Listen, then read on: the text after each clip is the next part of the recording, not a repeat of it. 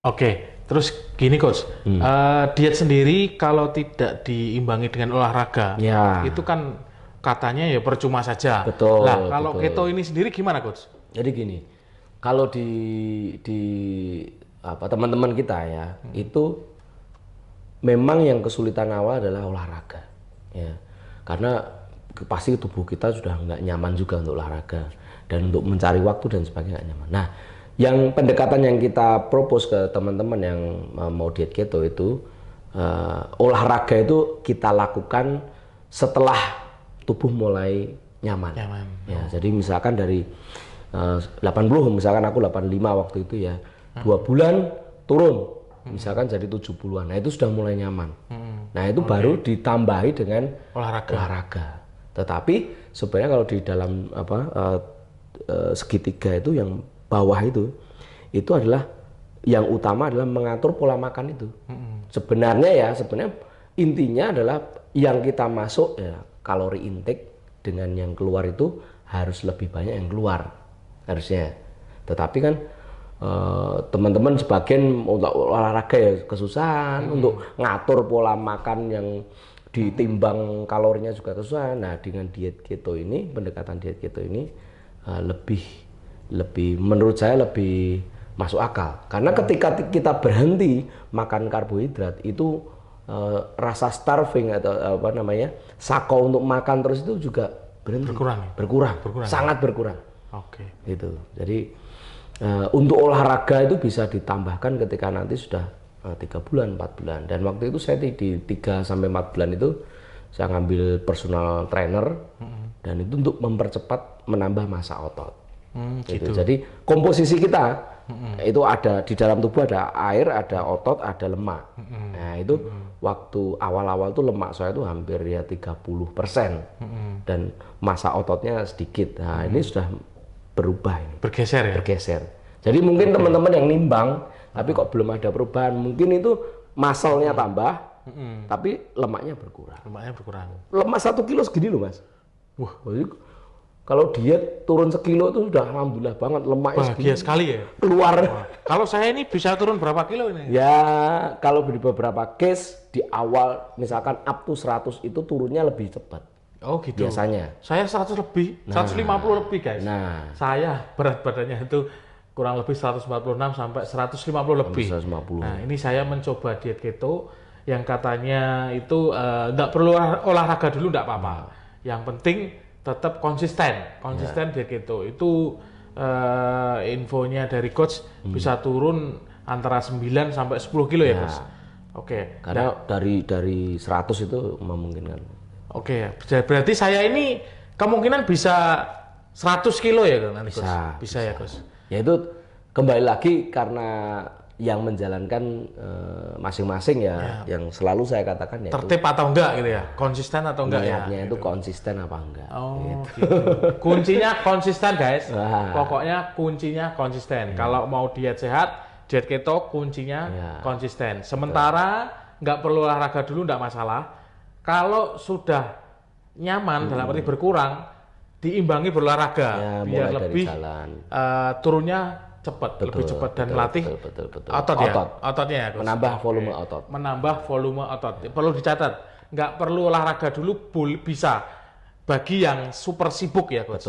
Intinya pola makan ya. Pola makan. Oke, terus ini coach, itu kan nggak boleh minum manis ya coach. Manis ya. Lah itu pastikan kita kalau minum air putih terus kan pasti kayak jenuh lah, dirampas ya kemerdekaannya. Kemerdekaannya dirampas. Nah itu kita bisa supaya bisa merasakan itu yang perlu kita tambahin apanya coach? Ya kalau teman-teman mau pure berarti kan air putih, kemudian teh tawar, kopi tawar. Tetapi biasanya sekarang ada produk stevia tetes. Oh gitu, stevia tetes tuh ketika kita bikin. Ini nggak jualan loh guys. Ini nggak jualan. Kita nggak dapat sponsor dari stevia ya guys. Ini cuman pengalaman aja. Oke. Jadi misalkan satu cup kopi hitam itu kasih tetes boleh 1 atau 2 itu sudah manis ya. Walaupun manisnya tidak semanis gula batu ya, gula pasir. Cuma itu produk stevia itu sudah kalorinya memang 0 kalori. Jadi bisa tetap dapat manisnya, tetapi kalorinya 0 itu. Itu bisa sebagai pengganti gula. Oke. Ini guys, jangan takut diet keto. Ya, betul. Jangan takut untuk manis karena ada produk stevia. Selain stevia apa? Ada juga coklat, itu yang dalam bentuk keto friendly. Keto friendly. Ya. Oke. Kalau agak susah nyari stevia tetes itu biasanya kita pakai Tropicana Slim. Tropicana Slim. Itu lebih baik yang stevia. Tapi kalau misalkan nggak ada, kalau saya pakai Tropicana Slim itu, ya nggak apa-apa. Nggak apa-apa ya. Tapi saya juga jarang pakai. Jarang pakai ya nggak apa-apa. Putih. Nggak apa-apa. Karena kalau sudah nek aja minum air putih ya, harus ini. Terus satu lagi guys ini. Saya itu kan pencinta es teh. Es teh itu adalah kenikmatan dunia. Kalau kita minum es teh, wah seger tenan. Mantep pokoknya. Nah, kalau keto sendiri itu es ya kita tidak ngomong es teh. Minuman dingin gitu ya. Minuman dingin itu gimana Gus? Apakah dilarang? Diperbolehkan minuman dingin. Oh diperbolehkan. Ya, diperbolehkan. Jadi minuman dingin es teh itu tadi bisa tetap es teh dan diganti dengan stevia tadi. Itu juga diperbolehkan. Tetapi memang dalam batas kondisi yang kita tahu ya. Artinya terus tidak es terus gitu ya. Memang es itu ya bisa dikatakan jahat ya jahat, enggak ya enggak. Bagaimana kita mengkonsumsinya. Oke, berarti tetap terkontrol ya, harus terkontrol ya. Boleh terkontrol. Terus kalau buah Coach ini gimana? Kalau dengar-dengar kan nggak boleh makan buah yang kalau selama 5 bulan ini saya tidak makan buah sama sekali. Tidak makan buah sama sekali? Walaupun sebenarnya alpukat itu boleh. Alpukat itu boleh. Nah, karena saya mengganti seratnya di sayuran. Sayuran ya? Sayurannya. Itu juga serat. Nah, sayuran itu kan banyak, Coach. Nah, sayurannya itu apa? Kalau yang biasa saya makan ya brokoli, sawi, daun singkong. Jadi kalau ketika teman-teman ke masakan Padang, yang kita makan itu, jadi gini, kita nggak begitu repot mau makan apa, karena kita berhenti dimakan Padang. Makan Padang kita bisa makan rendang, pakai sayurannya, pakai kuahnya, enak banget kan. Iya, cuma telur. Nasinya kita singkirin. Nah, intinya nasi ya. Nasinya tambah telur lebih bagus. Berarti disarankan telur itu ya. Telur. Betul. Itu sumber lemak yang tersedia di mana-mana. Gitu. Telur ya. Itu telur bebek atau telur itik atau bebek telur boleh, puyuh? Telur ayam boleh, puyuh juga boleh. Apalagi yang kuningnya itu, yaitu nutrisinya bagus di situ. Proteinnya ya. Iya, nutrisinya. Gitu. Boleh makan telur guys, sesukanya. Sate kambing aja boleh. Keren kan? Sate kambing? Jadi gini, kalau menurut saya ya, dengan saya kan sudah pernah diet sampai ke yang itu Mas Jimbung OCD? Pesen ini catering itu loh. Diet mayo dan sebagainya. Itu saya merasa nggak bisa. Karena ketika keluar keluar kota itu jadi kacau semua. Tapi dengan sistem keto, dengan metode keto ini, saya mau dimanapun asal tidak pakai nasi sama gula asal tidak minum manis. Udah gitu. Jadi lebih fleksibel gitu. Kalau misalkan nggak makan lemak terus bagaimana? Misalkan jeruan nggak makan ya nggak apa-apa ya. Protein misalkan, dada ayam gitu misalkan, itu oke. Cuma ketika nanti tubuhmu merasa lapar dan kurang bertenaga, itu tambahin lemaknya gitu. Gitu. Berarti ada sinyal kurang lemaknya gitu. Makan jeroan boleh berarti? Mau jeroan silahkan. Sate boleh ya? Boleh. Wah, uritan ayam itu enak banget guys. Tapi jangan berlebihan ya. Jangan berlebihan, tetap jangan berlebihan. Intinya jangan berlebihan makan daging dan jeroan. Sekali-sekali boleh lah. Boleh. Kalau bisa tetap porsi sayur itu lebih utama. Porsi sayurnya lebih utama itu. Nah ini tumis, ongseng, terus dan lain-lain. Sayur itu kan menggunakan kecap Coach. Betul. Nah itu gimana itu dihindari. Olahan-olahan yang manis itu dihindari. Ya, gitu ya. Sebisa mungkin dihindari. Ya, misalkan kita makan sate kambing gitu ya. Itu kan kalau sate pasti kecap tuh. Nah kita pilih sate kambing yang, Mas nanti kecapnya jangan dicampur. Nah, gitu bisa. Oh, gitu. Kayak sate kelatak ini. Sate kelatak betul. Kalau sate ayam itu ada kayak olahan yang sate taichan. Oh iya iya. Kalau kita pakai apa namanya bumbu apa? Kacang. Bumbu kacang itu kan gede banget itu. Apa namanya? Karbohidratnya. Kacang-kacangan. Kacangan. Oh, berarti makan pecel, ya, makan lotek, nah itu. makan ada gado-gado. Ada gula Jawanya juga kan itu. Gula Jawanya gitu. Juga manis banget kan. Nah, itu ya, kalau itu dihindari guys. Dihindari. Kacang berarti ya. Kacang itu dihindari. Sambal kacang. Sambal kacang dihindari padahal nek mangan pecel enak biasa. Oh, enak tenan itu. Opo meneh gado-gado. Tapi gini, Mas. Gimana? Bisa maksudnya ini kan nggak harus nol ya.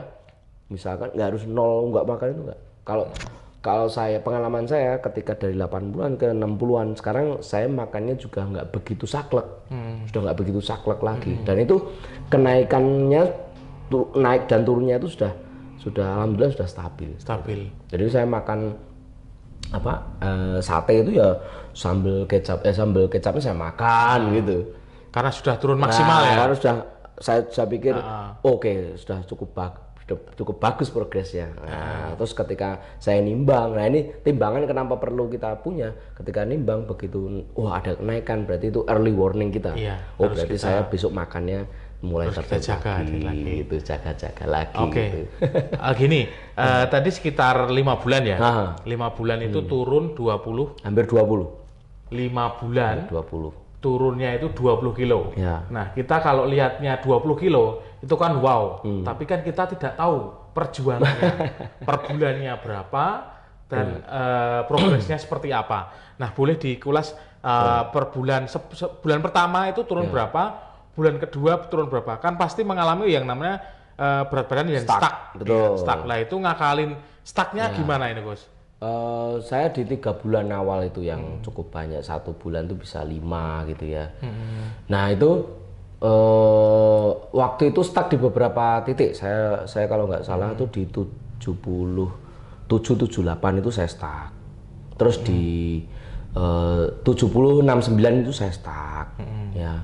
Terus di terakhir itu di 65-66 itu juga stuck. Ya, sampai saat ini masih 66, 65, 66, 65 gitu. Tapi memang sudah cukup banyak kan. Nah, ketika stuck seperti itu yang sebenarnya bisa kita lakukan ada 2. Yang pertama menambah extend dari IF kita, intermittent fasting. Tadi lupa ya, belum dibahas ya, intermittent fasting.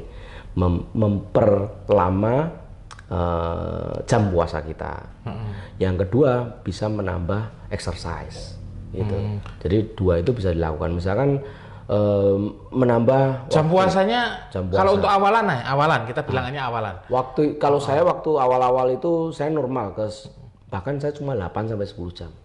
Berarti mulai dari makan jam berapa, makan lagi jam berapa? Terakhir makan jam 6, berarti next 10 jam berikutnya berarti di jam 4 pagi. Jadi saya tetap sarapan gitu kan. Jam 4 awal-awal. Saya jam 6 makan misalkan. Terus nanti sampai jam 6 malam lagi awal-awal. Terus ditambah tuh dari 8 jam puasa, kemudian sampai ke 10 jam, sampai ke 16 jam. Nah, waktu saya stuck itu coach Yoyo, Autogebet itu coba deh di extend puasanya. Waktu itu saya puasa hampir 2 hari penuh, hampir 42 jam ya. Hampir 2 hari itu terus, dan itu nggak kerasa lapar gitu. Saya juga heran ya, kok nggak kerasa lapar. Jadi IF itu, intermittent fasting itu puasa basah. Jadi selama puasa kita tetap bisa minum, tapi nggak makan. Ngemil juga nggak boleh. Berarti minum ya? Minum sama minum yang manis tadi boleh pakai tetes, itu masih boleh. Nah, kita tambah sampai ke hampir 42 jam dan itu it's work. Artinya memang terjadi pola penurunan lagi.